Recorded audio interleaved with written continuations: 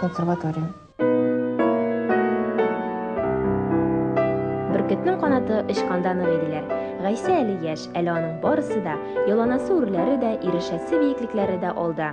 Шуңа да карамастан аның уңышлары шактый күп. Без дә аңа киләчәктә бар хыялларының тормышка ашуын, куйган максатларына ирешүен телибез.